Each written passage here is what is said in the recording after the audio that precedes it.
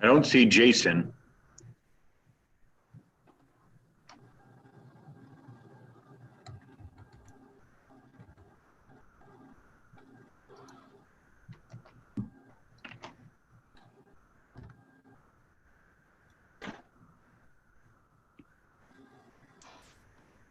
Okay, members of the committee, there's some additions that you should have gotten in email.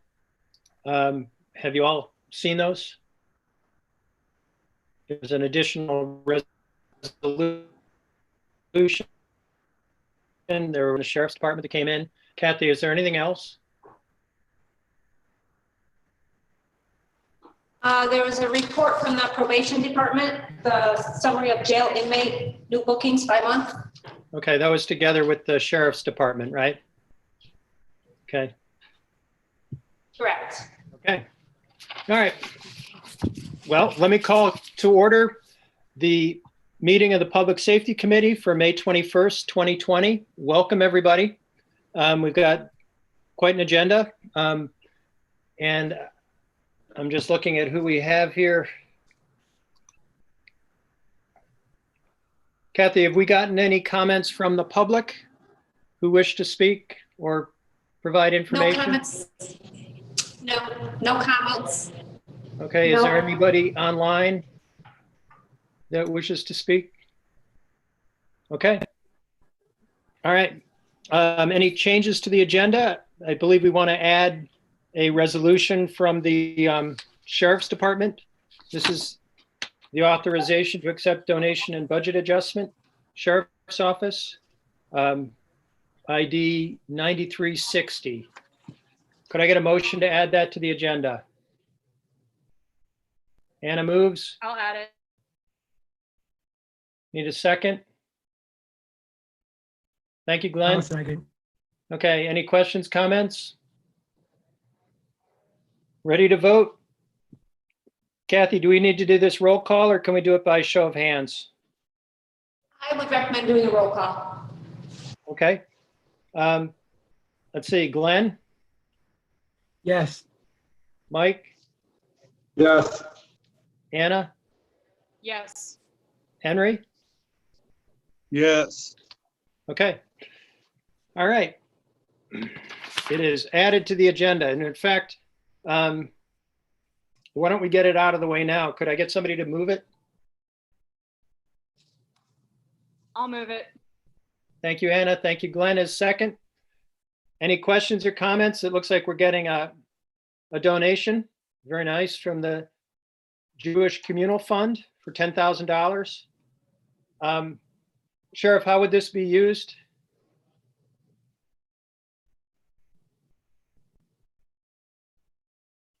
That's going to go into an ongoing project we have to purchase a UTV that'll slowly take the place of our snowmobile patrol, hopefully, and be more usable for search and rescue year round. Okay. That sounds worthwhile. Thank you. Are we ready to vote? Yep. Somebody else there? All right. Roll call. Henry? Yes. Anna? Okay. Anna? Yes. Mike? Yes. Yes. Yeah, okay. Got it. Mike? Okay. Glenn? Yes. Okay, thank you. And the chair votes yes. I believe that's unanimous. Great. Okay, we have some appointments. Oh, I'm sorry, minutes from April 16th, 2020. Can we get a motion to approve the minutes? Moved. I'll move them. Okay. Is that Glenn, you moved? I moved, yes. Okay, and Anna second. All those in favor of, any questions or comments on the minutes? Seeing none. Glenn? I'll call the vote. Yes. Mike, Yes. Anna, Yes. Henry. Yes. Okay. Thank you, everybody. Minutes are approved with I vote yes as well. Public Safety Committee legislator appointments. These are legislator voting seats on Advisory Board on Indigent Representation and the Traffic Safety Committee. We have one vacancy on the Advisory Board on Indigent Representation and 2 on the Traffic Safety Committee. Is there anybody who wishes to serve on either of those committees or advisory boards?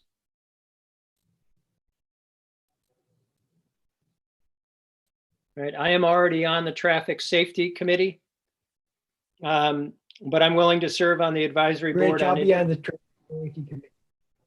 Thank you. All right, so Glenn is willing to serve on the Traffic Safety Rich, I'll Committee. sit on the traffic.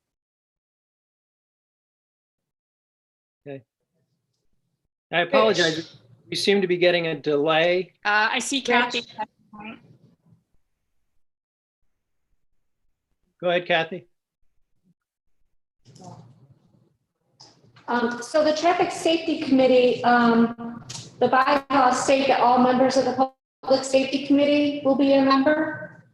So Glenn Maury and who's the other member? Mike Stigler. I'm missing. Mike Stigler. Mike Sigler do need to be appointed Yes. to the Traffic Safety. Mike No. Sigler and Glenn Maury need to be appointed. Okay. All right. Together with that, I did not see anybody who was anxious to serve on the advisory board on indigent representation. I'm willing to do it, but if somebody else wanted to, I'm happy to step aside. But I would put my When hat does in- that meet, Rich? That meets the bi-monthly, the second Wednesday at noon. I could do that. Okay, Anna, thank you. All right, so those 3 appointments, can I get a motion on that? That's Glenn Maury and Mike Sigler to the Traffic Safety Committee and Anna Kellis to the Advisory Board on Indigent Representation. I have Glenn Maury moved, Mike Sigler seconded. All right, let's proceed to vote. Glenn, Yes. Mike, Yes. Anna, Yes. Henry, Yes. right? And the chair votes yes. So that's unanimous. Thank you, everybody. Chair's report. I had reached out to Heather Campbell from the Advocacy Center to invite her to come in to just talk about the CompStat, TomStat report on domestic disturbance calls, which do seem to have gone up a fair number for a second month in a row. But I did not get a response yet, so I'd like to make sure we are paying attention to that. But I think what I'd like to do is to invite her or a representative from the Advocacy Center and have a good conversation with somebody from that organization and the sheriff and, of course, the committee. Anna. Just a comment. They last week did can you hear me? Yes. So last week they did a webinar outlining the stats as well as protocols and best practices for supporting people who are experiencing domestic violence. I would ask when you do talk to her if that could be shared around to all the members of the committee that we could watch before the next meeting so that we could have some background. I sat in on that and it was very good. Yeah, I listened to it as well, and I agree with you. That's a good idea. I was thinking of maybe trying to have some portion of that presentation done. It was a bit long, so I'm not sure we could do the whole thing at a Public Safety Committee meeting, but there was worthwhile information in there. So good idea. Yeah, I will think ask- it's really important. Thank you. To have a conversation too, specifically maybe between meetings. I don't know, Sheriff, if you are willing that if this is an issue, obviously I think we all feel pretty strongly about, maybe we could coordinate some of the efforts. So at least there's understanding of what's going on and how we can support if there's extra absolutely. help that's needed. Okay, absolutely. I would love to see that. Okay. Okay. Continuing the chair's report, I had prepared a resolution. It's on page 8 of your agenda. And I'd like to proceed to that. This is a resolution calling on the New York State Board of Parole to remove parolees from the Tompkins County Jail being held on technical violations. ID number 9345. And I would invite the sheriff or Captain Bunce, if you have any comment to make. I'll just add, Rich, we talked about this before. I'm in support of the resolution. And more so in the area that the ones that have been sitting in here that are state ready, that the state take these people out of our local jail. Well, certainly I thought this resolution made some sense because of that issue, that the governor seems to have identified the issue of holding people in the prisons as posing an unnecessary risk if they really didn't need to be there. And at the same time, not taking any from the local jails. And in fact, Captain, I think you mentioned there was somebody that gets out of prison and then gets violated, and then they come into our jail. Given the incidence of technical violations, that's a pretty common pathway. So we end up holding these people. So they've really transferred the risk to the local community, which I think is short-sighted. But I'll stop talking. I'd like to hear from any other committee members or anybody else who's attending. Rich, if I could, I would just, I've put out to the committee before with parole violators. It's a far-fetched thing. They'd have to change laws and everything, but I believe that parole violators, it'd be nice if they would maybe sit in our jail for maybe 72 hours and then go directly back to the state prison. That would keep it a cost to the state instead of to the local taxpayers in that way. Yes. And maybe that's a reasonable outcome from this. Anna. I understand this is not a short term. This is looking for a long-term solution to this, which I appreciate. But in this particular COVID crisis that we're in, what has been the messaging that we've received from the state with respect to moving people between jail and the prison system? I could answer that, Sheriff, if you want me to. Sure. Right. Right now, the state is not taking any new admission. All parole violators that have gone through their hearing process and have been deemed to return to state are sitting in our jail. We currently have, I believe there's 8 of them sitting in our jail that have been state ready. I'm going to guess, but I think it was somewhere around the 20th of April that they were return ready. Normally the state has 10 business days to get them. But that's what's been going on currently. Do we have any update or any information at all on when that protocol might change? No. We don't. Deborah. Thank you. I'm not a member of the committee, and this is not my area, so I'm not sure. But if they're state ready and the state declines to take them, what happens if we release them? I'd Sheriff, go to jail. I think we can't. And I- Okay, County jail.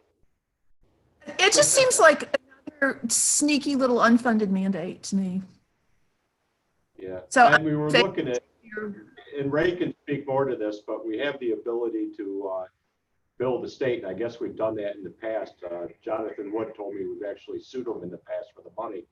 I think it's just a question now, and correct me if I'm wrong, Ray, that, we're looking at, what we can charge, if it's just the normal rate we charge other county jails for board-ins, or if it's a true cost of keeping the inmate.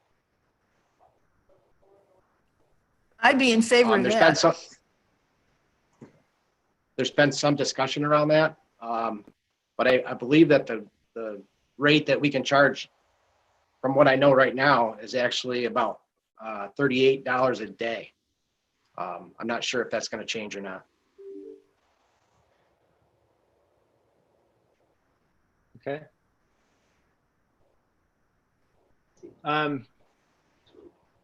Well, certainly in the longer term, it would be great to get some resolution of this. I'm not sure this resolution will have any impact at all, but I believe it's worthwhile for the legislature to see it and to at least make our views known. So any further comment, question on this? Mike, I've lost, oh, there you are. Okay. Are we ready to vote?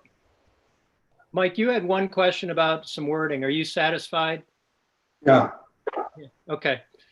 Could I get a motion on the resolution? I move it. Mike moves, Glenn seconds. All right, Glenn, Yes. Mike, Yes. Anna, Yes. Henry, Yes. and the chair votes yes. So that'll passes unanimously. Thank you, everybody. All right, that's my report. County Administrator, I know that Jason is on a fairly tight schedule. He's going to have to leave our meeting. He's got a conflict. But I'd like to have him here for as much as possible of the Labella presentation. So I'm thinking maybe we should proceed to that. And does that make sense, Jason? I don't know if you're on the second screen here. Right. Well, I guess he's in and out.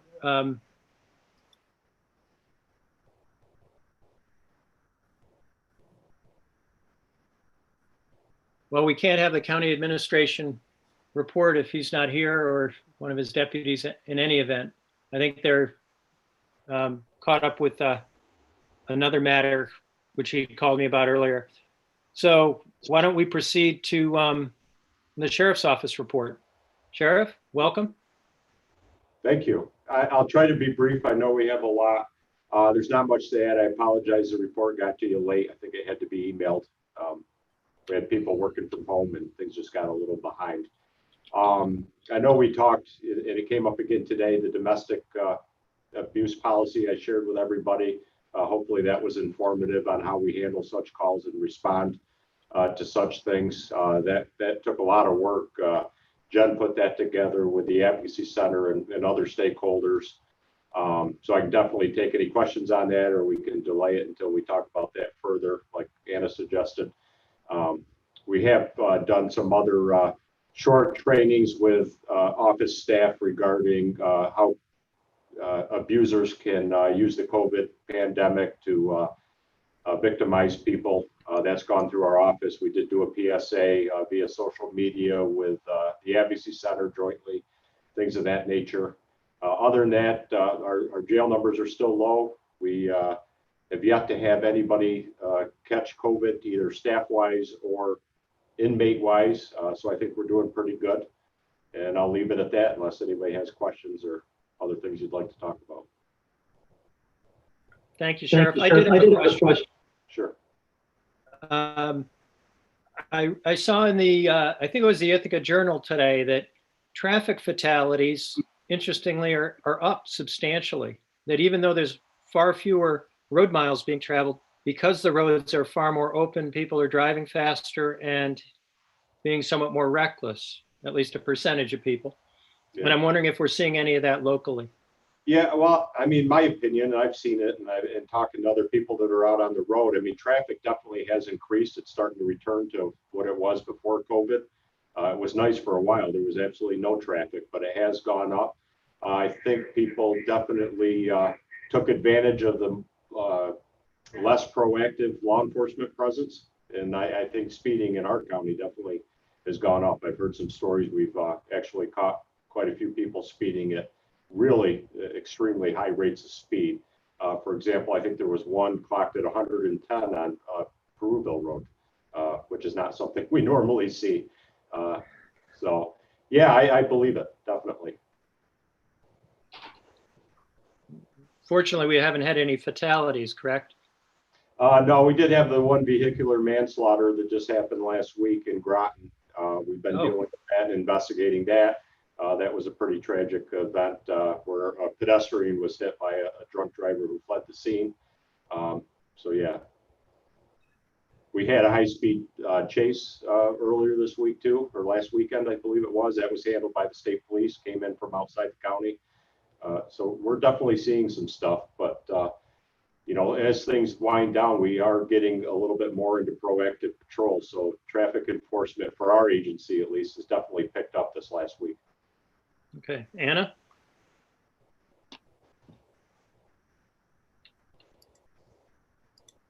Thank you both for the policy, the domestic violence policy. I just had a few questions actually getting back to that really quickly.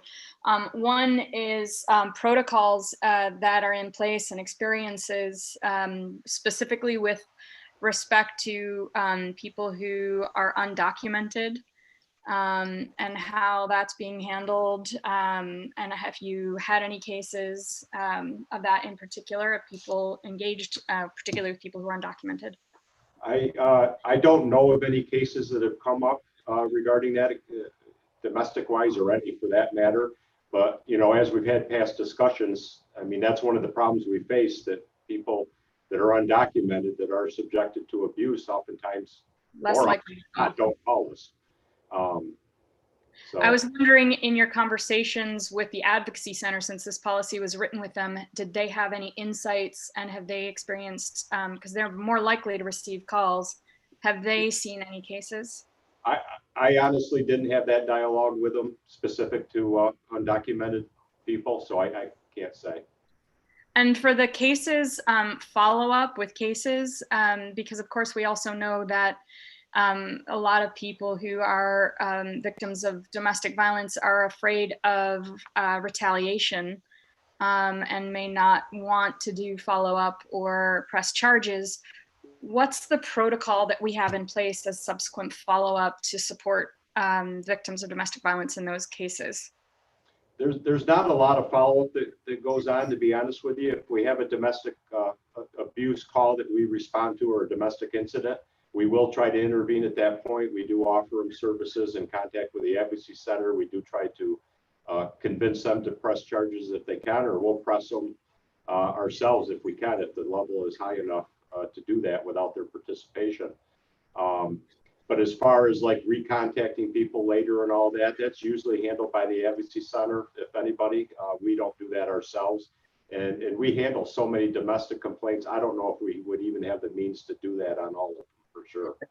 So do you follow up and stay in contact with and collaborate with the Advocacy Center for those follow-ups so that you get reports, or do they send you reports so that you have at least documented in your follow-up reporting? No, they don't forward us reports, and a lot of the work they do with their victims, they don't come back to us unless something changes and the person maybe doesn't want prosecution when they meet with law enforcement, but then they later follow up with the Advocacy Center. They may change their mind, and then they would reach out to us then. Okay, thank you. Center does get copies of all of our domestic incident reports. We made that arrangement happen, I think, last year. Mm-hmm. So if they saw a case that they necessarily weren't called on, you know, they're free to follow up with us if they have questions on an incident we went to.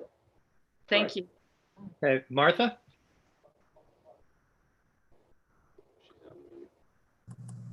Thank you, Rich. A question, boy, the speeders don't, I guess, realize that the deer don't know whether there's law enforcement out there. Anybody? Anyway, could you remind us how, whether you had any furloughs among the jail or the sheriff's department, the deputy staff? No, we don't have any furloughs, Martha. We have one civilian staff that's on a part-time furlough. That's it. There's no sworn members or corrections officers that are furloughed at this time. Okay, so one civilian on part-time. And I'm going to guess you're not going to be able to talk about this, but is there anything you can say about the case that was filed against the jail by the inmate? It was announced in the paper a couple days ago. Yeah. I mean, I'm sure if you saw the article, you saw my comments. I feel comfortable enough saying I think it's complete nonsense. I mean, I would certainly admit if we thought we did something wrong, but I don't feel that's the case right now. He's been a complete discipline issue the entire time he's been there. And the fact of the matter is he's actually a parole violator that is awaiting state prison. So even if he was released from our jail, I'm not sure how that would work because he'd be going to state prison hopefully soon anyways. We actually have a current case pending right now that we're hoping once the court system gets back in place, he'll be subjected to grand jury. So despite his claimed issues, he's still out there committing crimes. And I certainly don't want him released at this point because we'll be chasing him around all summer for sure. And he'll victimize a lot more people. He's got a very extensive criminal history. He's not a good person. Okay, well, let's, Okay.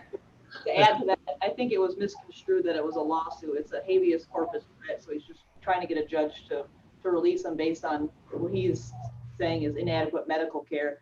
And Ray, you could speak to this too. We've been on several Sheriff's Association calls, and this is not an uncommon practice during the COVID-19 pandemic.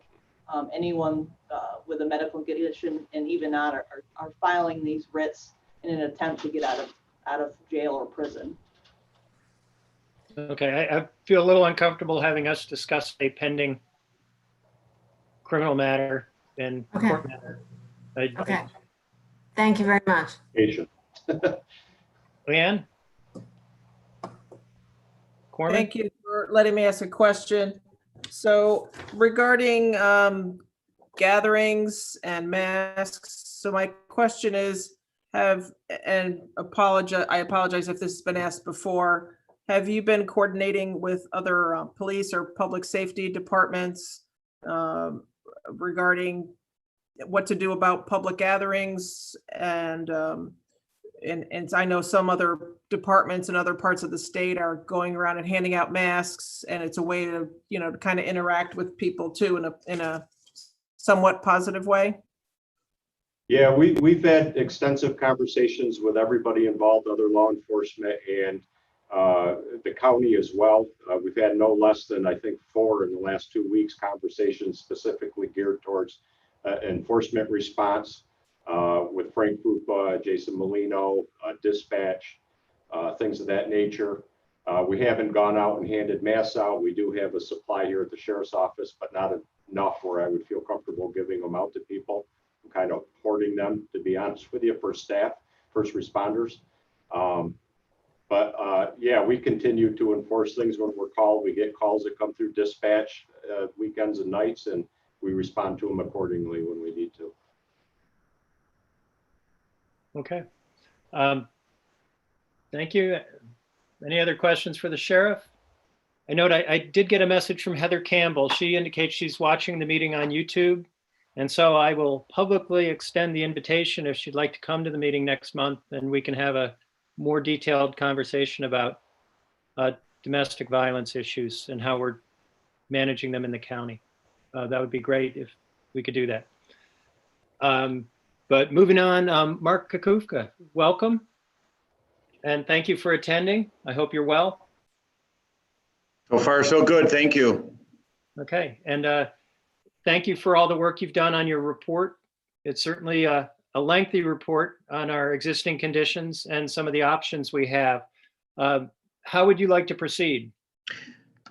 So if I have it in a PowerPoint format, and so I can share screen and open that up, and then we'll walk through it. I mean, it's been well over a year in the making, and we're certainly overdue to report to the committee. And so if that works, Yes, please. if you're ready, then let me see if I can make this happen. And let me see, Windows, and I want to go to presentation mode. And so everybody, hopefully, can everybody see that full screen as much as possible? Yep. Yes. Okay. Okay. So run through this. Page down. So we just got 4 parts to this as an overview. So we came back and did a comprehensive, very comprehensive existing conditions report. You know, as you all know, working with REL over the years, is that some of that report started way back in the early 2000s. And so this was a good opportunity to update that and provide some fresh comments on where the facility's at. REL's group has certainly been doing isolated improvements to fire alarm systems and some of the control systems and some of the improvements that you know, I've been a part of, Labello's been a part of, you know, with you. So wanted to kind of capture all that. We decided to we thought it made sense to put a 25-year number on that, so that, you know, this isn't something that you want to do for, you know, a couple years from a capital project standpoint. Let's do it and do it right.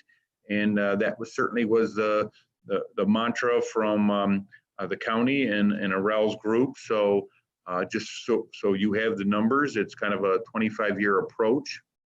Number 3 is some of this started from the CGR report that came out, that we needed more program space, you know, in the jail. And then this is the direction that we wanted to go in order to accomplish more program space at the facility, and looking at options that might be whatever the most economical options were, is that it was, let's relocate the public safety piece, the sheriff and public safety piece of the project. Let's locate them outside of the current jail facility, and then therefore we will renovate the jail to accommodate the increased programs that are really identified with CGR and is necessary. Then number 4 is at the end is you'll see that as that evolves and you start to do programs and you look at the 25-year approach, it's like, well, what other options would there? I mean, part of the dilemma with a 1985 building is you can make it, you know, almost brand new. You can certainly bring it up to speed, but you're not gaining any efficiencies. I mean, corrections is different now than it was in 1985. And, you know, Tompkins County being a more proactive county, you know, it's just the facility just doesn't have the ability to do some of the direct supervision opportunity and training and reentry features that it does in a linear housing unit. I mean, about 50% of the facility is linear and about 50% is dormitory. So we put some concepts together to that and put some numbers to that for the legislature to review. So we'll start with the existing conditions report.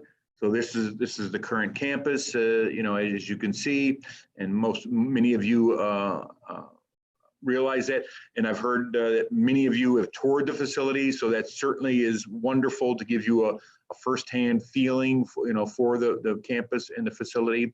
And so the existing conditions report addressed everything on the campus, from the outbuildings, the rooftop, and the mechanical systems and everything. So the site area, so on here, so, you know, just a lot of wear and tear, even though repairs have been done, you know. So We need masonry repairs. We need some stormwater repairs. You need pavement repairs. Some of the overhead fencing, needs to be, increased and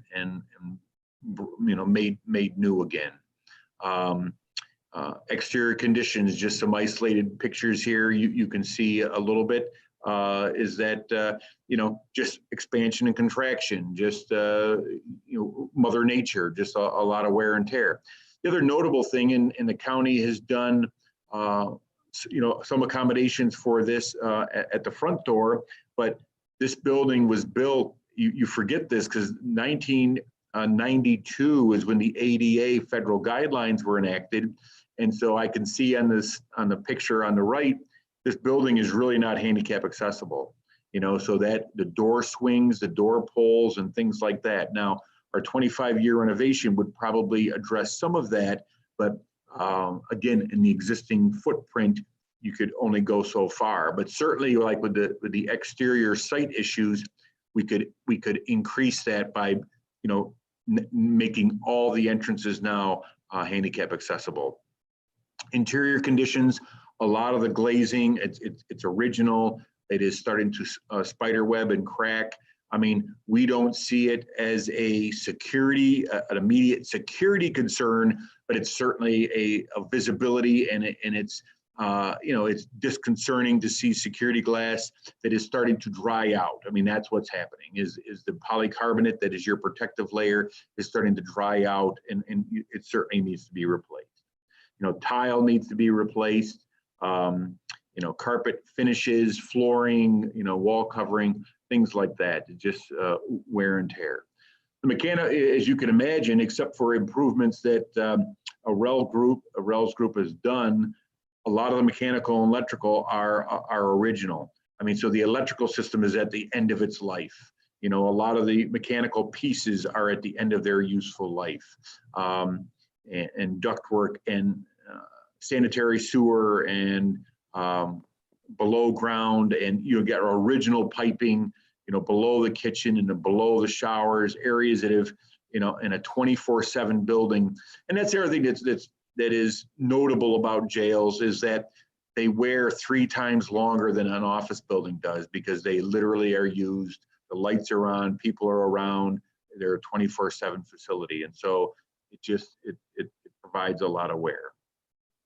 We hired Brain Drain, I guess a local group that the county's had good success with, to go and scope some of the sanitary piping. So we did more on this report than just a traditional surface mounted visual observation. We hired them, scoped all the lines, reviewed the lines, and we can see where the ages and where the blockages are and where the repairs need to be done. So as you can imagine, I got to saw cut up floors. So in order to make these repairs, I mean, this is stuff all below grade, all below the concrete floor. And so we have budgeted a price for selected areas that need to be saw cut, increased and redone and made new again. One of the things that came out, and this is probably a year ago or so with the legislature, is let's really ask Labella to look at this from a net zero standpoint, so that any of the options that we present to the legislature are now going to have a net zero component for you to help vote on and or make decisions on. And so we did that. So quite an extensive with the different options that we had on what would it be? What would some of the recommendations be if we did net zero? And the conclusion was, with this and going back and forth, with the county leadership was to let's do this as a combination of 515 kilowatt solar array and a combination geothermal subsurface heating system.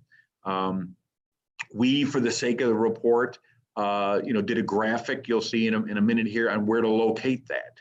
But by no means the graphic is good to give you an idea on how big the systems are, but the location and how this is executed is certainly a task. This is still a study level. This is not a design level. This is still a study level.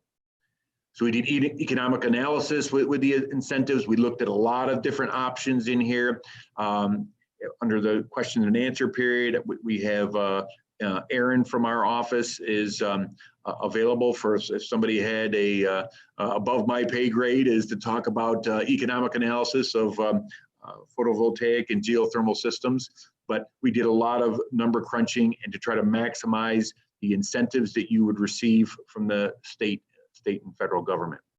So here's the graphic I was talking about. So you already have photovoltaic on top of the jail roof here in the center, And then we said, okay, well, the array that we would need off to the on the airport site off to the east would be approximately this size. I mean, so you can see by the size of the jail and the size of the array, it's a substantial array. And then we have we just graphically put the geothermal well field also over in the airport area. Jason made a good point is, and a lot of people are doing this, is could the well field be under the parking lot? And it probably could be under the parking lot. So as part of the solution here is when you repave and do this is we compact this and put the well field below the parking lot. But you could see from the solar array, there's not enough roof space, on this campus to get the 515 kilowatt array on top of the roof. So putting this, capturing all this and putting this to a cost on the 25-year solution. So the capital cost here is in that $11 million range for everything that's in here. And then we broke out the separate cost here for the solar and combination solar geothermal. It's another $1.5 million to do that.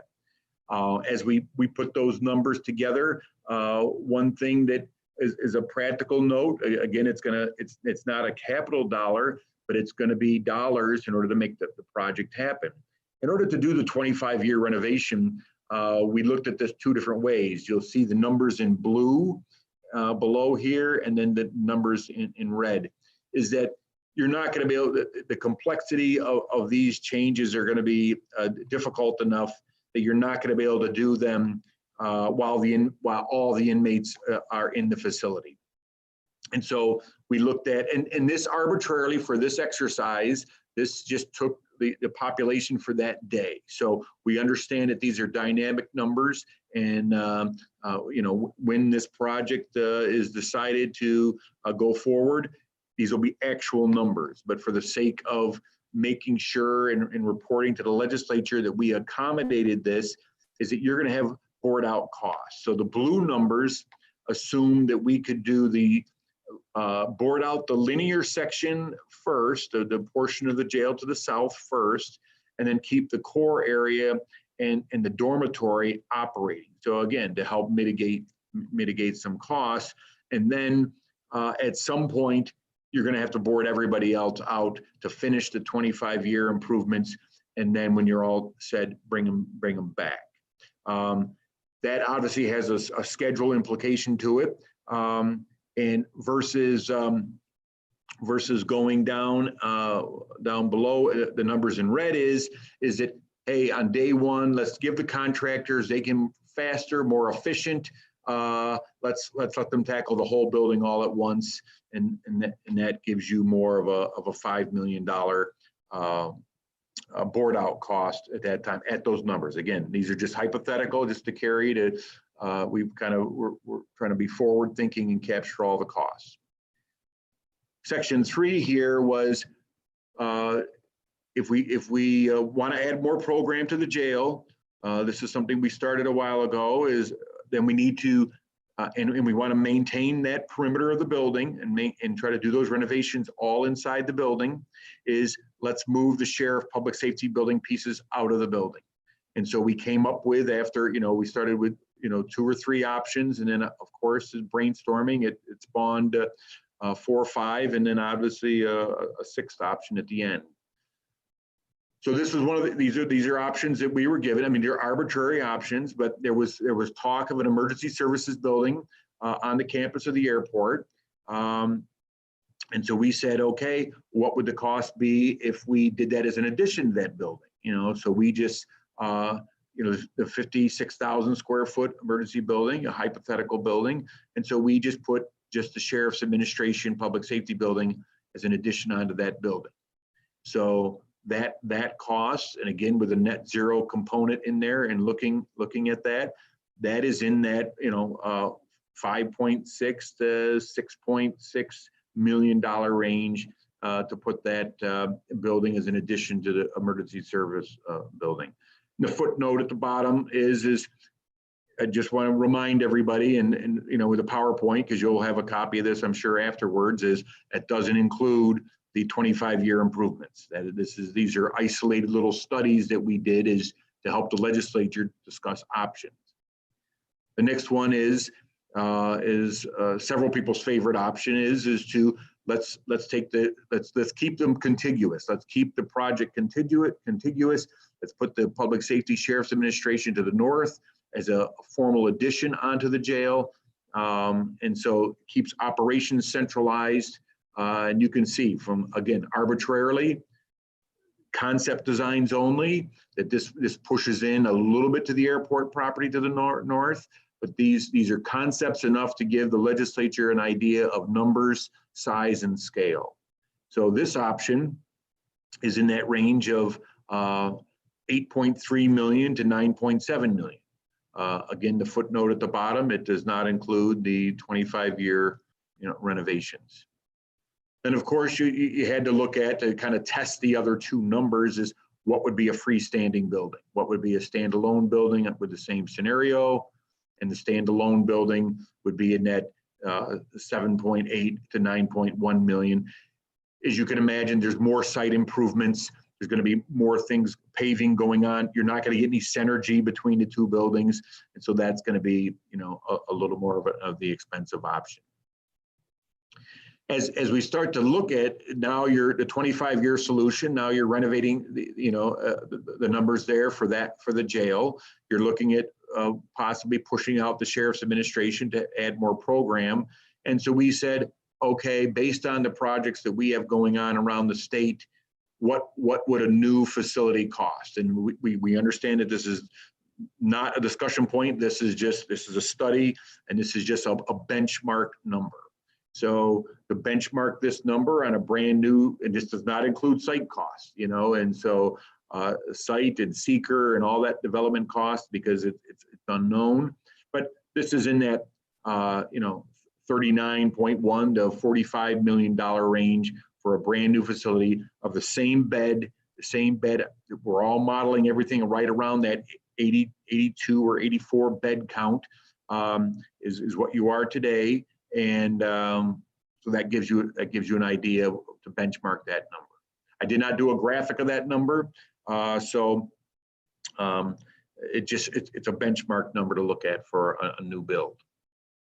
Then as you start to meet back with the county and say, well, we kind of like the sheriff's addition to the north. We like the programmatic additions in the core area in the center here. If I circle them with my mouse, I'm assuming you can see them. But in the center area, I like the programmatic additions to the core area out of the CGR report. And then let's do the 25-year improvements to the remaining, linear facility on doing that. So we've labeled this the hybrid option. And so it's a little bit of everything and accomplishes obviously a 25-year solution for you, probably a minimum of 25-year solution.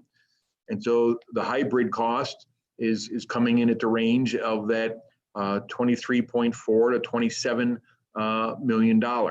Again, net zero cost numbers have been added into this. To do this option, of course, you don't have a choice with phasing at this point. Probably you're going to board out everybody, and so your board out at the 82 number is going to be in that $4.9 million, $5 million range at fully loaded, at that number.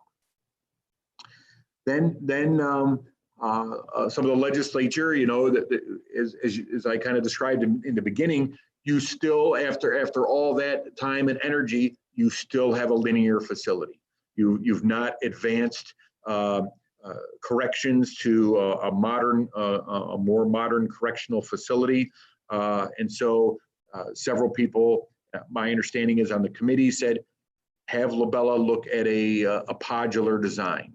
And so with a podular design, so we actually, you know, it's the hybrid plus podular. So you build a sheriff public safety to the north, you renovate the core area in the center and bring the programs in, and then we completely, almost or completely demolish the linear section. And so we salvaged a piece of the linear section here to put portions of jail administration, jail operations and services, not really jail administrations because that's outside the facility, but operations and services in a portion of that. And we said, okay, let's put some 2 male 32 bed housing units and then 1 female housing unit. The commission's always going to push us to take all the populations in. And so this is an idea. So this is it would be a new state-of-the-art direct supervision housing units. We had to do the demolition because it wouldn't fit on the site. As many of you know who have toured the facility, is we're pretty solid at the south end of the property, that we cannot go any further. We are as close as we can. And so there wasn't a choice to build it off. It'd be tough to build it off to the east. And again, the idea is let's get rid of the linear. The linear is just dated technology and dated operation. And so let's look at getting this thing as a fresh start as we can. So this option is in that $34.5 to $40 million range. Again, it assumes a 100% board out. We have the net zero cost built into this thing to do that. Again, the details aren't worked out, so it's still at a study level. And then because I've thrown all these numbers at you, is that talking with Jason, we thought it was a good idea to kind of summarize them for you, on here. Again, when you get the PowerPoint afterwards. So all of these numbers assume, like in the 25-year solution and in the options 4, 5, and 6, we built in that with the board out costs, the soft costs, hard costs, board out costs are all in those numbers, just to kind of help keep it from apples to apples. In option 4, there are no board out costs, because you're going to build that on that hypothetical is that you're going to build it on a new site, and therefore you wouldn't have any board out costs for option 4.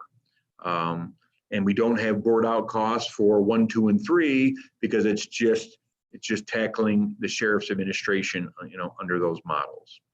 So I can go back to any slide that you want, but that was what we had to kind of give you an overview, and then any questions that you want me to try to field.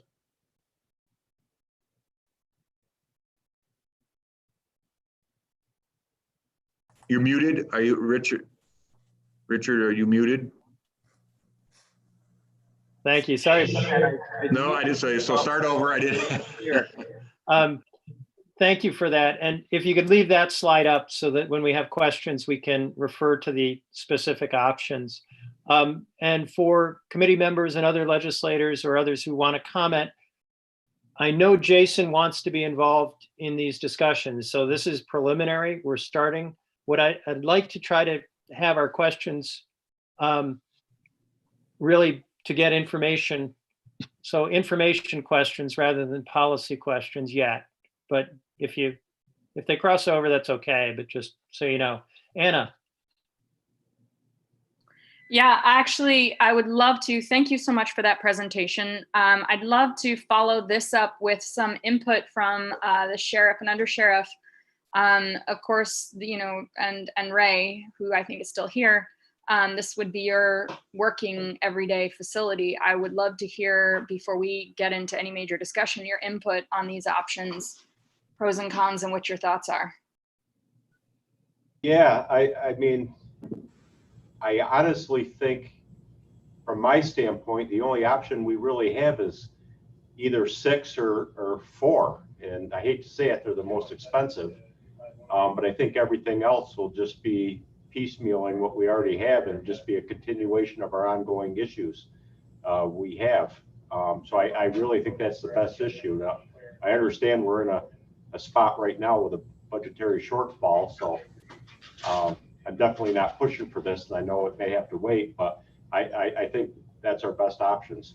Well, my interest listening to that is specifically, everything else aside, what is best for the function of the of your staff as well as the inmates, quality of life while they're there. Well, between 4 and 6, can you talk about the preference? Well, the biggest thing is, I mean, let's face it, on our law enforcement side, on the administrative side, we definitely don't have enough room. We don't have enough evidence storage, so we have that issue. On the jail side, I think most of us are in agreement. We've all looked at the pods. We did all the jail visits. I mean, that's definitely the way to go. It's less staff intensive. It's going to provide a better environment for not only employees, but also the inmates. That's got to be a big thing, in my opinion, is to get rid of that linear style jail.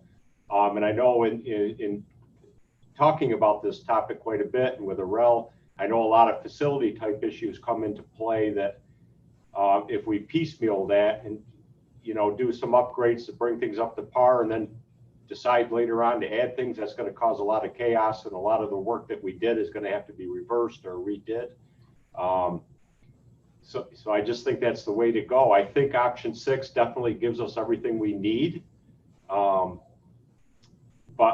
you look at the numbers, it's right up close to, or right about the same amount as building a whole new building. Now, I understand that doesn't include land, so that's a cost too, but I'm leaning towards option 6. Just one last piece of that, Rich, if you don't mind. All right. In the pod option, I have tons of questions, but I'm not going to ask them all now. I'll just ask this last one. The pods, there are 2 for men. I'm assuming that's high and low security, and 1 for women. We've had a problem consistently that women are more likely to be outboarded.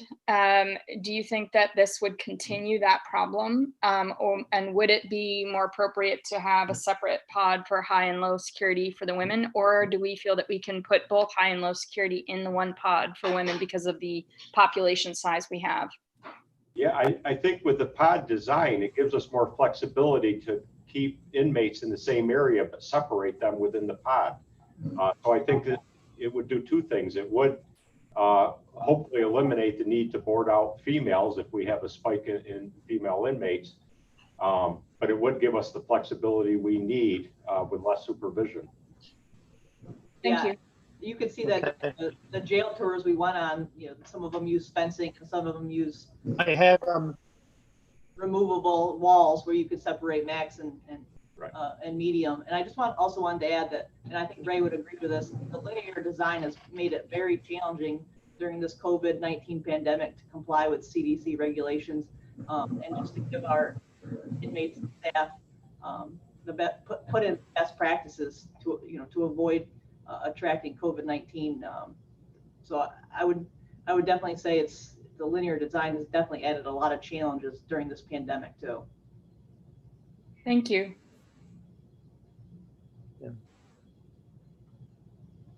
Can I just add, Rich? I mean, one last, I mean, with the linear design, I mean, we know how drastically. I have Martha and. Yeah, I think the sheriff was still talking. I'm sorry. I was just trying to add that, even with our drastically reduced inmate population, staffing is still always the same with this linear style, where I think it'd be a lot easier with the pods for sure. Yeah. Okay, I have Martha and Mike, but I wanted to give Arel a chance to weigh in if you had anything to add to Mark's presentation. No, we were very involved together reviewing the presentation with Jason. I just wanted to highlight what Derek indicated about options 4 and 6. It will allow us to also more easily maintain the facility right now. It's very maintenance intensive. We have to go into the correction site, especially to service heat pumps, which are above a secure ceiling. They're about probably 30 on that side. So we have to get into those maybe once, sometimes twice a year, which requires not only our staff to be escorted, but anytime we remove anything from a ceiling, we can't leave it exposed. We have to cover it back up, even if we haven't finished repairing it. So it would reduce staffing costs for maintenance. The new designs would have all of the mechanical systems, both on the plumbing and HVAC side, on the non-secure side. So we would not have to go into the secure side to maintain those things. It would make it much easier to service, much faster to service than it currently does. And I think you would get a much better jail to operate by either going, the 4 or 6 option. Okay. All right, Martha? I want to make sure that no committee members are, I'm not on the committee. Is there anybody? Well, Mike is in line, but you raised your hand first. Okay. All right. Thanks. I'm a little confused about the 2 kinds of board out options. You said that if you were taking everybody out at once, it would take 21 months versus if you did them in 2 phases, first wing B and then wing A, it looked like it would take 12 months. I don't understand. If you're taking everybody out for renovation, if you're taking everybody out, doesn't that shorten the time? It was, the way that slide is listed, I can go back to that slide if you want, but it had multiple phases there for board out. And so under the phased approach, it was 24 months. It was 24 months under the phased approach, and it was 21 months, I believe, under everybody out at the same time, I believe is what the slide said. Yeah, that's correct, Mark. Yep. Oh, Yep. okay. I thought it was 12. All right. Thanks. And Oh, do you have more, Martha? what? Did you have more? I'm sorry. Yeah, just a request that when we get further into sort of, I suppose, when the committee eliminates some, or when we get like a little bit more refined on this, if we could get an estimate of what the staffing requirements might be, knowing that the commission will have the final word, but if you could estimate, in this design, we think we could get approved for X amount of corrections officers, for each design. I think that would help us to understand the long-term costs. Okay.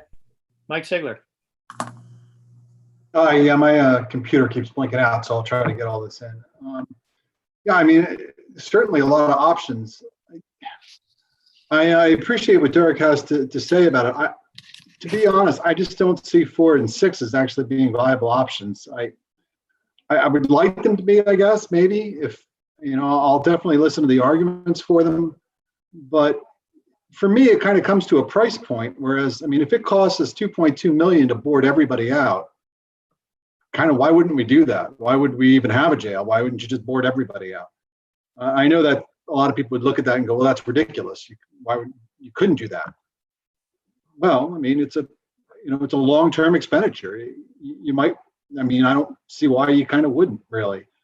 So for 4 and 6, for me, those are that's a big nut. I don't know how you get over that. Plus, I think if you went to the state, I can't imagine the state would actually say, yeah, okay, that's your jail plan, 84 beds. They didn't like that the last time and put up a huge fight on the number of beds and wanted it bigger. And maybe they don't want them bigger anymore. I don't know, but it just seemed like that would be a problem. It just seems to me, even though maybe hybrid 5 obviously the jail needs a renovation. I mean, for the number one, the 25-year jail and the PSB upgrade to existing facility, I mean, that's a given. You get 17.5, I'm all in on that. And then maybe, option 5 for me works. But I've got to think that that's maybe the top. I could be wrong, and I'll definitely be listening to other people and what they have to say on it. Okay. That was all I had to say. All right. I'll jump in for a moment. I thank you for all the options and laying it out this way. Certainly, my view is that in our current environment, the thought of doing a substantial capital investment is just a very difficult decision to make. Not just for all the reasons that Mike, you just mentioned, but just, I don't know that we want to try to think about that in the context of the budget we have, and we'll see in the next year. With that said, I know that there's real issues in functionality at the current jail. And Arel, you've pointed them out, and they seem to have been doubly pointed out in this report.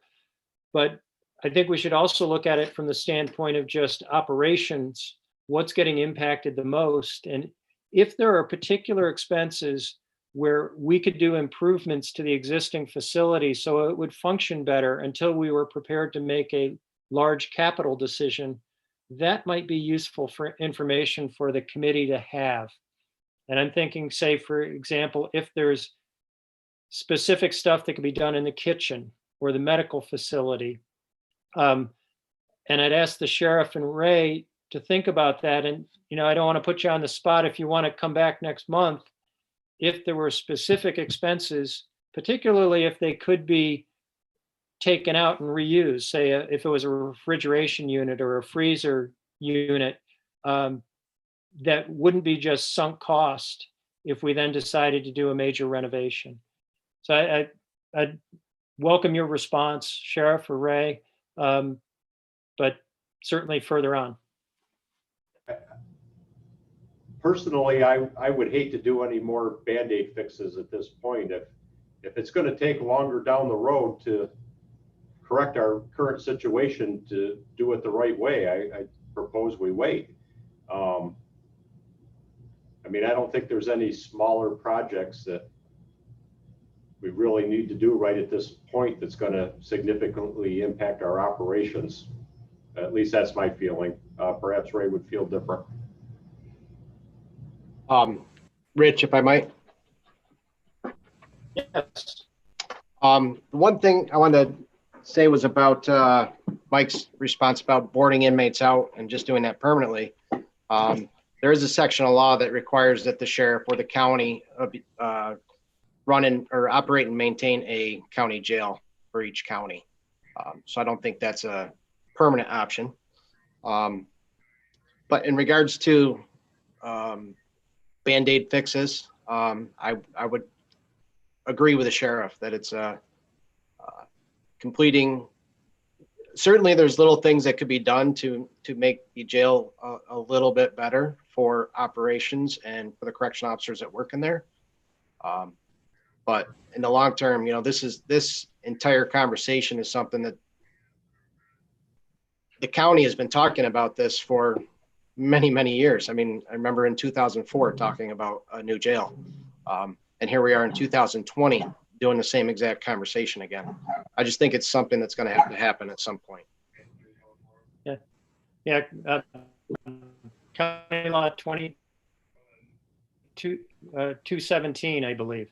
We do need to maintain a jail, although you could have a jail with nobody in it. Everybody gets boarded out, I guess. But you're right, the legal law is that we do have something. Whether it's a functional jail or not, I guess would be a different question.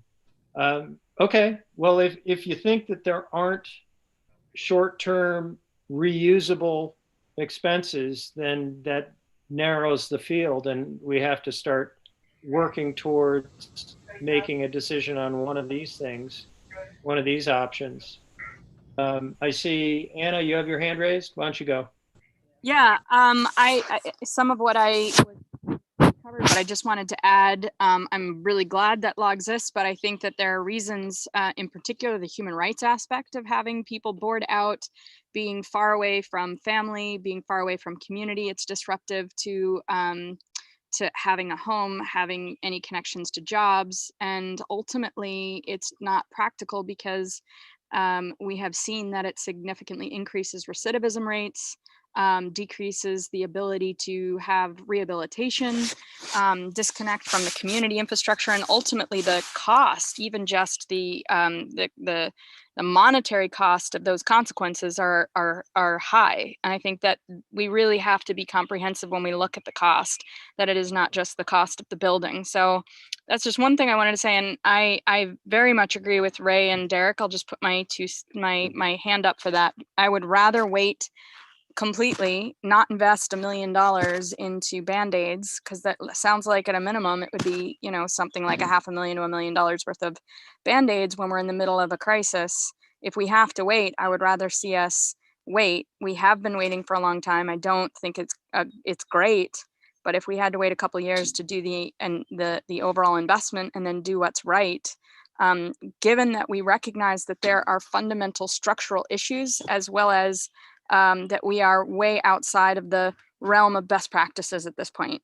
And the building is 50 years old, being used 24 hours a day. So I feel like we've been given really good options. We've been told by the experts what the recommendations are, plus the people who use the building. I'd rather see us discuss how to get there rather than continuing Band-Aids. Okay, well, certainly that's going into the policy area. So before we go too far down that lane, I'd like to make sure Jason is available to hear and participate. That's fine. Yeah, but good comments. Martha? Thanks very much, and thanks for letting me to weigh in on this as a non-committee member. I'm a little confused about the numbers as I look at this table. So the top line there you have is the 25-year upgrade to the existing facility is 17.5. Which of these options should we, to which of these options should we add 17.5? Like option one, is that really 6 million, average 6 million plus 17.5? Is that what you're saying? Mark? Hello? Yeah, you're muted, Mark.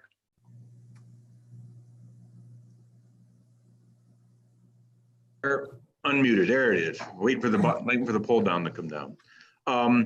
That's correct, and that's why we noted them on the slide there. So that is correct. I mean, it really is option 1, 2, and 3 really have a $17.5 million component to it to do that. As one of the legislators says, he was thinking of option the 25-year solution plus the option 2 is that's correct. They are not inclusive. You really got to add those to it. I could have done that.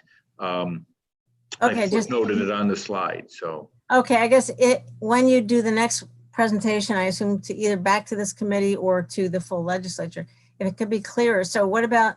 So obviously 4 is a new jail. You don't need the 17.5. I'm clear about 5 and 6. Do you need the 17.5 on top of those numbers? No, because 5 and 6, 6, especially 6, is you're renovating everything on 6, and essentially in 5 you're renovating everything on 5. So as we were tasked to do things, 1, 2, and 3 came out of the CGR report, right? And then 4 came out of option 4, and the 25-year solution kind of came along together. And then looking at option 4 came the hybrid, and then thinking about modular came 6. So okay, so just to be clear, yep. 1, 2, and 3, to be realistically evaluating them, we should be adding 17.5 to those numbers. That under a total solution, that is correct. Okay. And of course, on 4, we would have to add land costs, right? Land, that's correct. Land costs and whatever other utility costs, offsite utilities, because, obviously you couldn't even benchmark that unless the county knew that they owned 5 acres someplace, usable 5 acres someplace that they already owned, and I haven't even had that discussion with anybody. I don't know if or something Aurella's brainstormed on, but that's Okay. correct in option 4. Does 5 and 6 require new land? No, Okay. no, All right. that was the point, to squeeze them on the property. Okay, so I guess in the next presentation, if it can be more clear, those are big numbers that ought to be included, a question mark on land for number 4 and the 17 and a half. And let me just say, on the jail population, we had our numbers way down even before COVID. And I wonder if we should be thinking that we can make an excellent case that our population that the commission would require should be significantly lower than our previous license, our previous approvals. So that's just another question. And obviously we want to make sure we're not shortchanging a project, but I would put a question mark on the actual inmate bed number that we would need. Yeah, that's certainly true. I think we've got a lot of ways to go to get to what number we could put on it and what New York State might agree to. You're That's right. true. And then that's true. Then one other thing is just when people think about, okay, if we move this project ahead, it's probably a year of design development, decision-making and design development, if there's land acquisition, et cetera. We wouldn't be spending money on construction till at least, Mark, 2022? So. Yeah, I mean, obviously with the COVID thing, is the chairman said, is it, when a decision would be made. But once a decision is made, you're correct. It is a year of design, and it's probably round numbers. It's probably 2 years of construction, just round numbers to do that. And then how quickly you can only start design to a certain point until you have to know where the land is, because obviously with seeker and everything else. I mean, I've had projects where we try to start designing, and it's very difficult to design and give the legislature good numbers without a specific piece of property. Okay, thanks very much. All right, Kathy, did you have something? Shauna Black is here and she has a question. Shauna? Hi there. Thanks, Rich. I know I've been on public safety for a little over 2 years. I'm not on it this year. And I know that we've had the conversation constantly since I've been on that committee. And in January, I probably would have loved option number 6. Right now, I think it would be very, very hard to make a decision on this, looking at the millions and millions of dollars that we would have to spend. Whenever we're seeing tax revenues that are 30% down, whenever we're furloughing our own employees, I certainly, and I also hear the captain and the sheriff about not patchworking. And I absolutely agree with that.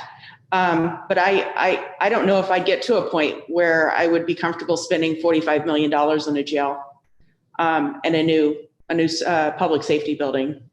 Until things pick up a bit. Okay. Mike, I see you had a chat entry. Did you want to comment on that?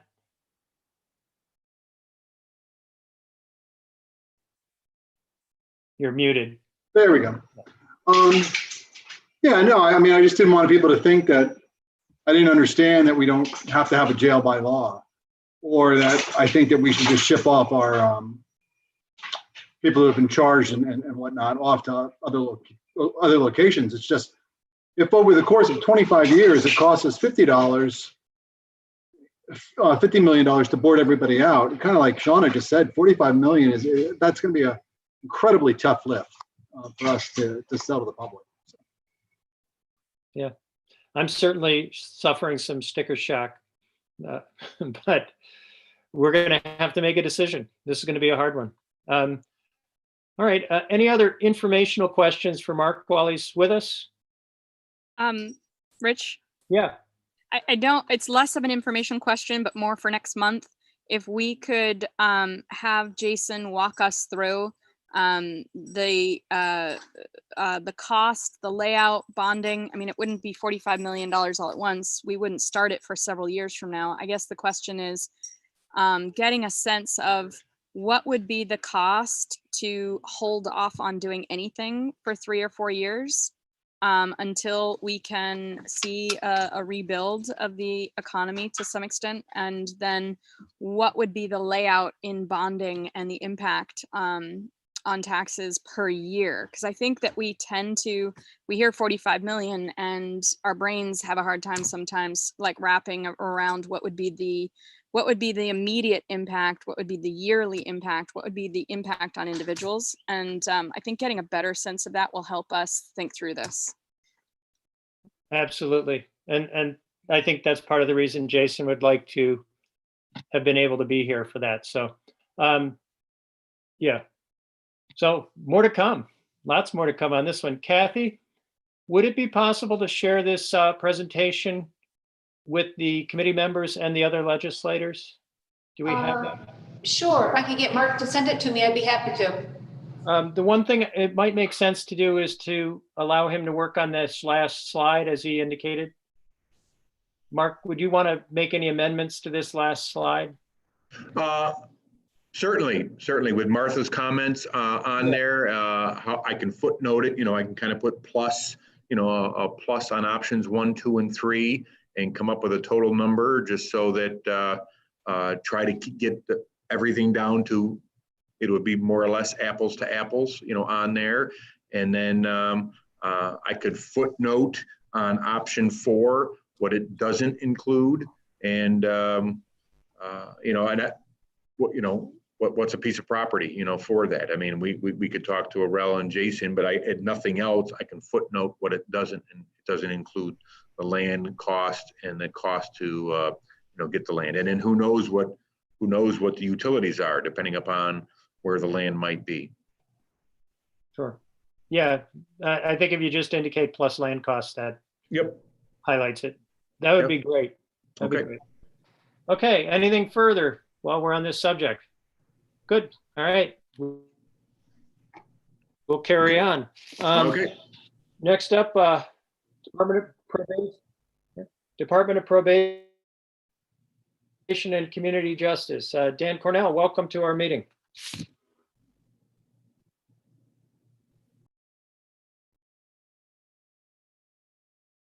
Yeah, you're muted, Dan. Can you hear me now? Yes. Hello, everyone. We're just plugging along here.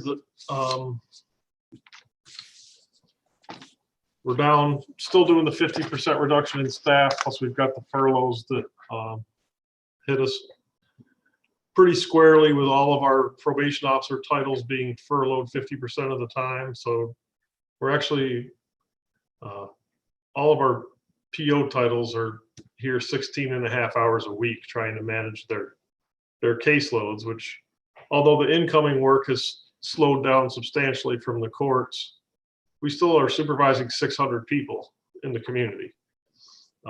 We've never closed. Been here every single day. Carla and I have been here every day. The rest of the staff have been here every other day.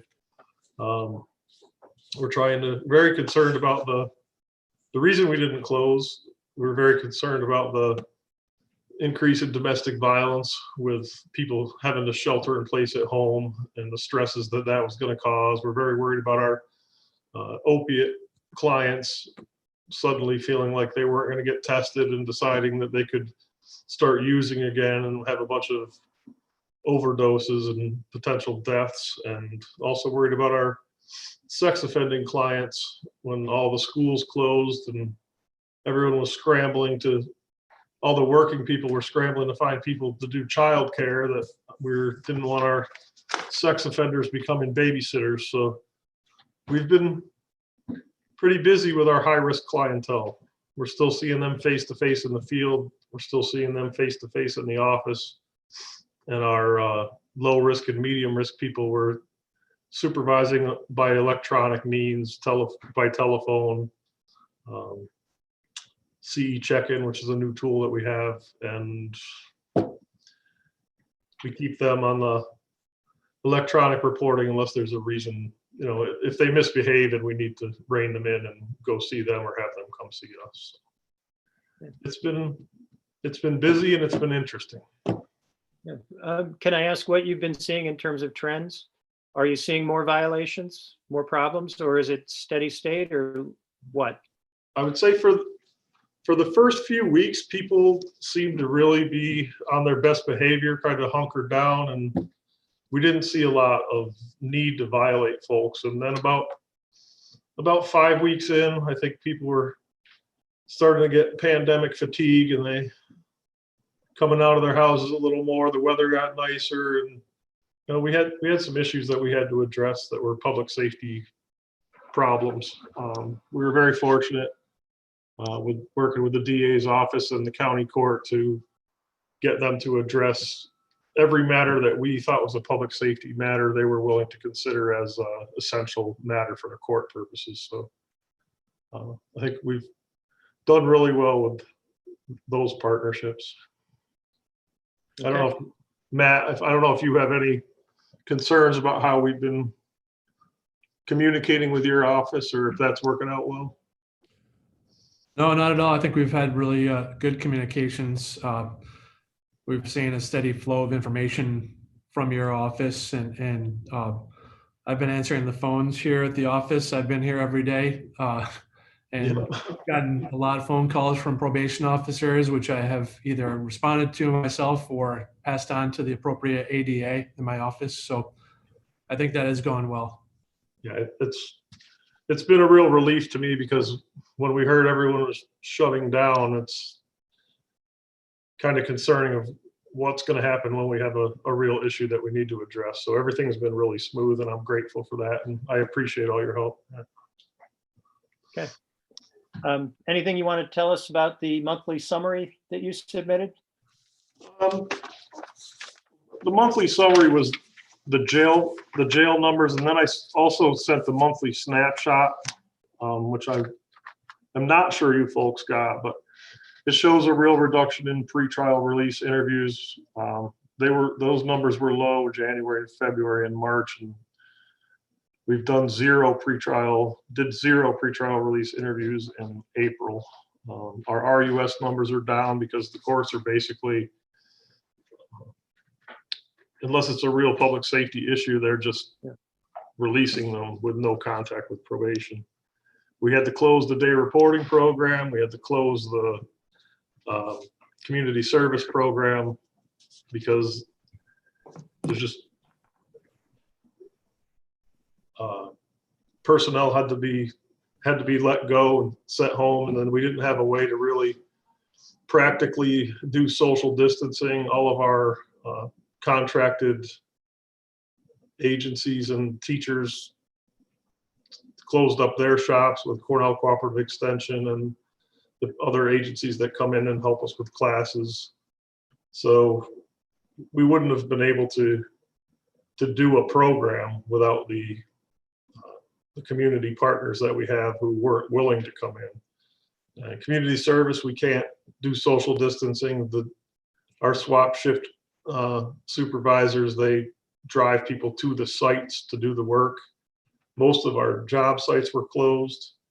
You can't put 5 people in a van with a driver and go anywhere, even with masks. So we felt it best to just close those down and not compromise anybody's health. But when the courts reopen, I assume they're going to really want to use those options as they have in the past. And I think we're going to have to limit, if we're able to open day reporting, we're going to have to limit the number of participants that we can handle, rather than, all the courts being able to send us whoever they want to send.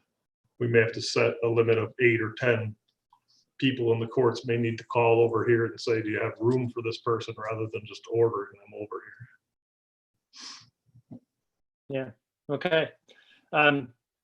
Let's see, I have one question on the chat function. Have we had any overdose deaths? not on probation. Okay. Any Yeah, questions? I'm aware of one. Probation. I'm aware of one overdose death during. Okay. All right. Dan, I just make a general comment that I do get a sense of just how difficult this must be for the probation department, and knowing how all of the ATI programs, or most of them, depend in some measure on coordination with probation. How hard your jobs are right now. Just hang in there. You know, it's really critical that you guys keep us safe. So thank you. I appreciate that. I'm really proud of the staff here because they've taken everything in stride, continued to come in with a good attitude. They really care about the people that they supervise. They care about the community, and they've done an excellent job. Okay. Henry. Yes, I was wondering, Dan, are you guys gonna go back to, are you guys gonna increase your population over 50% after May 29th? As far as our people in the office? Right, are you gonna increase that? Because I thought Jason said that the thing runs out on May 29th. For the initial 50% reduction, we had, the only two people that we didn't include in that was Carla and myself. Okay. Because being new in our roles, we felt it was critical that we were here to kind of show support. But even it got to the point where even our supervisors and our senior POs were 50% in the office. So now they've come back to 100% time in the office. So we've had a little bit of an increase already, and we're just kind of trying to manage that by staying away from each other and pretty much staying in our offices. And we utilize it in conference rooms to meet with people, so we don't potentially bring somebody back into an office space who may be positive for COVID-19 and not know it yet, things of that nature. So we're in good shape for now. I'm just nervous about when the courts reopen, because I think there's going to be a tsunami of work headed our way. Okay, thanks. Thank you. I'm going to interrupt for a second. This is my daughter I was bragging on at the legislature meeting the other day. Hello. In her cap that finally came from her school. Right. And when I mentioned her at the meeting, you know, I'd also meant to say that during her finishing her graduate studies, she also made over 100 masks, which she's donated in the community, including in the boxes. So yeah, good stuff, Julia. Thank you very much. Thank you, everyone. Now that I've embarrassed her, we can carry on our I'll let you meeting. get back to the meeting. Any other questions or comments for Dan? Okay. Thank you, guys. And Carla. Department of Emergency Response. Brian, welcome to the meeting. Do you want to unmute? Working on it. Okay, there you are. Yeah, thanks. Actually, Julia's hat looks like some of them that Jason been wearing up here when he comes up to the EOC.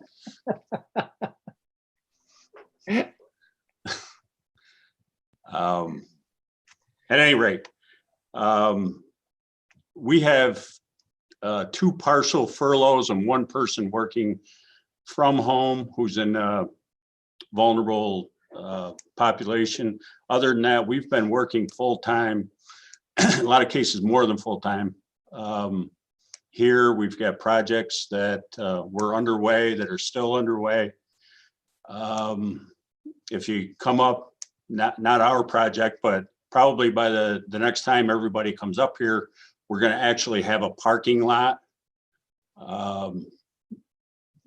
which has been sorely needed and long awaited. But supporting the EOC, mostly logistically from our staff. But we're pretty much business as usual here. As far as the TomStat report, for the month of April, basically the calls for service were down about 30% from normal. I would say though, and I was glad somebody brought it up right at the initial part, if you look at the report, you will see that domestic disturbances are up. I've been having our communications manager check that fairly regularly. And as a matter of fact, he double checked the overall stat for April, and it was wrong. It actually pulled April's from last year. The true number of domestic disturbances for this April was 120, which is probably more than Wow. 50%, more than the 50% increase. Wow. So in having him check those, as far as this month in May, as of May 5th, we had already had 40 domestic disturbance calls come through the center. And as of today, we have 96 already this month with like 12 to go. So I'm glad that there's an emphasis on that between the Advocacy Center and the Sheriff's Office and so forth.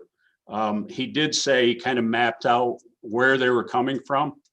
And surprisingly, or maybe not surprisingly, the spike hasn't really come from the city of Ithaca, but out in the county, out in the outlying towns and villages is primarily where the spike is coming from. The overall volume of calls since last Thursday, just before phase one, we're back up to normal call volume, or even maybe just slightly above call volume. So as folks are getting out, the calls are going back up. The only other high point I have is, you look for anomalies and things that jump out at you. The officer initiated calls were way down, during the pandemic. It was really unsafe to do traffic stops and things of that nature, although I understand you're back to doing them again. However, things like property checks, you'll see it went from like the normal of 200 a month, went to 1,468 last month. So they're obviously still out there. And then other than that, you'll just see, slight decreases in the numbers, but those were the ones that jumped out at me, but I'll be happy to answer any questions about it, or at least attempt to. All right, well, thank you for your report. Does anybody have any questions for Brian? Henry? Yes. Do you know why the property checks went up so much? Because it's probably more appropriate for Derek to answer, but I would assume businesses are closed. So the officers are out checking the businesses to make sure they're not getting broken into. Yeah, like Brian said, we took initiative to, with the business being closed, especially on the overnight shift, to be more proactive in checking businesses, since they were more prone to burglaries and things like that, being closed for lengthy amounts of times. So yeah, that's all self-initiated work. Okay. Any other questions for Brian? Anna? I just wanted to make sure, two things. Well, just start. I saw Martha's question and I actually would love the answer to that as well. Have we had any overdose deaths? According to this, I didn't see that. the five-year average is 28, and for last month there was only 12. Right. I don't have that in front of me. Do you have any thoughts on that? Has there been any increased intervention, coordination with the mental health department or other agencies? I don't have information on that. Okay. Anna, I heard a radio piece on this issue. And what the commentator was saying is that the markets, like the rest of the supply chains, were thrown into chaos by the pandemic, and that the supply of heroin and other drugs really was disrupted, and that there's been a real drop across the country in overdoses. The issues that they were talking about were that people were transferring to other drugs, and there's a real fear that once we reopen There'll be a and huge amount of increased the supply chains are brought back into place, that we will see a real spike in overdoses because people won't be prepared. So I don't know quite what we do to prepare for that other than recognize it and be as ready as we can. You had a response, Anna? No, I that is my greatest concern, I guess. And I would love for us to maybe be proactive in this committee. And maybe we could have a protocol in place between our law enforcement and, mental health and the agencies. I would love to get ahead of that, because it's a huge concern, because of course their tolerances will be down. What do you think we should be doing? I think that a coordinated effort, the same thing that, the sheriff just talked about, where there's proactive steps being taken to check on, the businesses. I think that doing proactive, identifying the individuals, making sure that we have mental health support and outreach. And maybe one of the ideas that I had originally was connecting with the mobile crisis unit and maybe expanding some of their services in this particular context.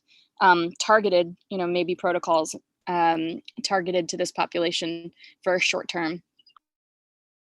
Okay, Martha? Thanks very much.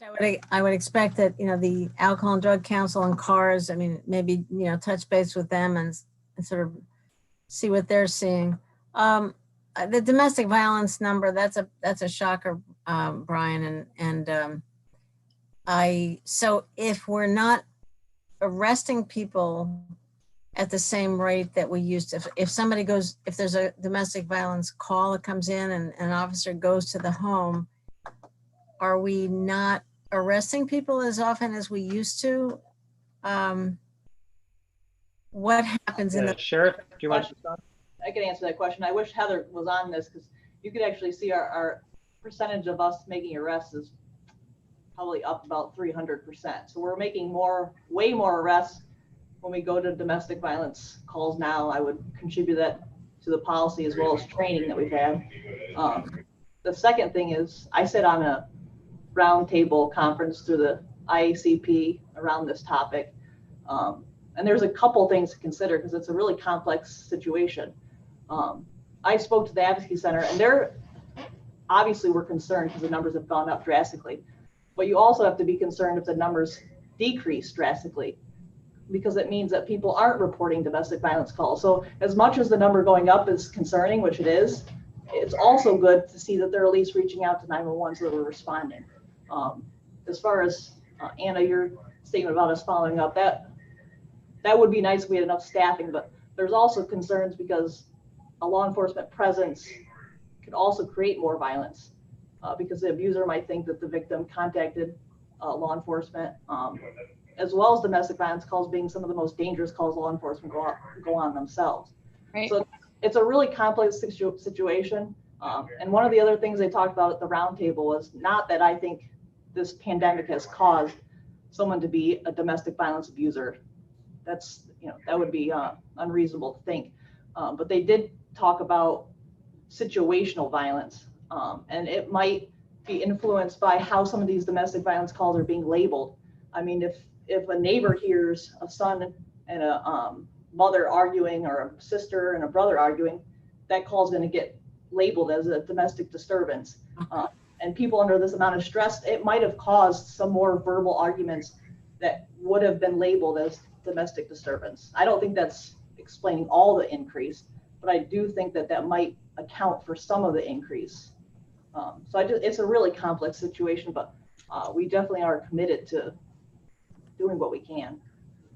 It seems, just in response to that, it seems that bringing in the mental health and the agencies as a follow-up, just in response to it's our understanding that the mobile crisis team is only responding via Zoom or electronically. So that has made it somewhat difficult to use them as a resource, especially if we're going to outreach with people that might be staying in the jungle or a situation where they're not going to have access to electronic means to jump onto a Zoom call with a mental health worker. No, this would be as we open.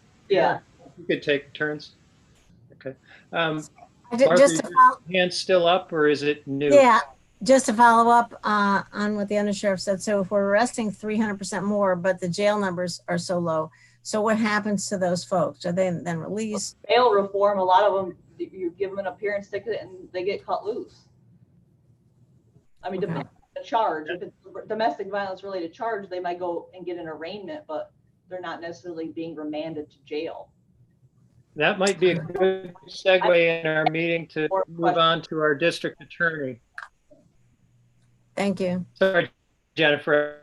Yeah. I cut you off. No, Why don't you finish and over to Matt? I can answer that question. Want me to talk? Yeah. Okay. Yeah, welcome, Matt. Welcome, District Attorney. I think you're up on the agenda. All right, thanks. We are getting some sporadic guidance from the Office of Court Administration. The judges and their staff came back to the building. They were allowed back to this courthouse for the first time on Monday. We are still doing most or all appearances essentially virtually through Skype, and those are only for what's considered essential appearances. One of those being an arraignment where an order of protection is requested. So that would be a domestic case in most cases where we would, even though the offense is not eligible for bail under the bail reform, there would be a reason to bring the person in front of the judge to ask the judge to issue an order of protection. And that has been happening. We've been doing that. But I do think that we have seen a spike in those in the domestic cases. There are quite a few multiple offenders in the same set of partners that also, because we can't do anything but arraign the person or give them an appearance ticket, and we're very limited in terms of what we can do based upon the bail reform, even in a domestic case. Today, we had a meeting with the Integrated Domestic Violence Court, which I think will be really helpful to start having that court become active again. And there was a domestic yesterday that the person was on probation and was being supervised by the IDV court, but there was nothing really happening to supervise him based upon the courts being shut down. So that was, that's one example. We're getting this great guidance from OCA. Last week, I got a memo that said that you're allowed to reconvene the grand jury immediately as soon as we tell you you can. So I immediately went downstairs and talked with the county court clerk, who is also the commissioner of jurors, because it's a big undertaking. We want to really be thoughtful about impaneling a grand jury. There are 23 people on a grand jury, which means that when we impanel one, there's about 45 or 50 people in one room. We don't want to have 45 or 50 people in one room. So we came up with a plan. Is Kathy raising her hand? I am. I'm sorry to interrupt, but we have about 4 minutes. There's another meeting that needs to use the Zoom account at 5 o'clock, and people need time to get logged on. So. Okay, I'll be quick. Sorry. So in any way, we put together a plan we thought was practical and realistic and thoughtful to reconvene the grand jury and I submitted that to OCA last week, and it was denied. So I don't know when I'm going to be able to have a grand jury, but cases like that vehicular manslaughter case in Groton, which is a case where after July 2nd, we would have been able to ask for bail. That is one of the offenses, an offense that causes the death of another person, is now bail eligible based upon the governor's rollback of bail reform. But that there was a 90-day effective date. So after July 2nd, that would have been eligible for bail. It's not now. And we can't proceed with the grand jury on that case because we don't have a grand jury. So there are cases, serious felony cases that are piling up that we cannot move forward because we don't have a grand jury. And I'm going to keep pestering the Office of Court Administration until we get one. Okay. The only other thing, I've been every day monitoring the jail population and continue to do so to try to keep it as low as possible. Thank you, Matt. Well, in our few remaining minutes before our Zoom is stolen from us, does anybody have any questions or comments for Matt? Okay, thank you, Matt. And before we adjourn, is there any just comment, questions, anything anybody wants to say? Oh, great meeting, Rich. Thank you. Well, thank you. Thank you, everybody, for participating. Do I have a motion to adjourn? I'll move. Thank you. Second?